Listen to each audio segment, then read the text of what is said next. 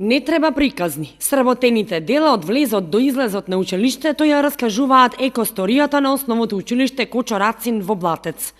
Речи си да нема катче, ќош во училниците и ходниците, од кој не зрачи екоапел, но не се само изработките. Многу поважни се сите акции кои учениците ги спроведуваат во текот на годината за подигање на колективната екосвест.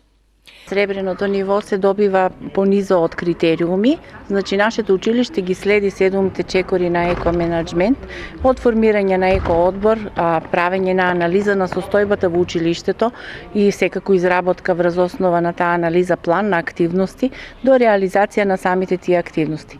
Минатата година успешно реализиравме повеќе кампањи и акции и тоа секако го документиравме и ни носи поени на некој начин да ги исполниме тие критериуми за да го добиеме повторно сребреното ниво. Сребреното ниво го доделува ОХО, организација во Македонија, инаку е од интернационален карактер. Пресудно се сите точки, значи мораме да ги реализираме сите 7 точки, сите 7 чекори, се става акцент дали има заштеда на енергија, заштеда на вода, треба да прикажеме. Исто така го селектираме, рециклираме отпадот. Многу важно е да се одржат повеќе работилници и акции со учениците како би ја подигнале нивната еколошка свест. Нашето училиште на 2 години имавме можност дел од учениците да учествуваат на екокамп. Исто така добивавме мали награди за учениците во вид на екопакети.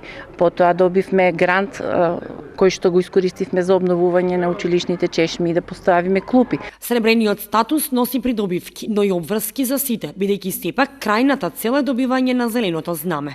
Следните чекори носат уште повеќе работа. Мора да се изнајде начин да се штеди вода и енергија, да се собира и продава отпадот, всушност да се повторат сите 7 чекори и да се надградат истите, додаде Деана Киева. Со овие сертификати училиштето добива предност за аплицирање за грантови, како и за учество на различни конкурси од кои овие 70 ученици имаат различни придобивки.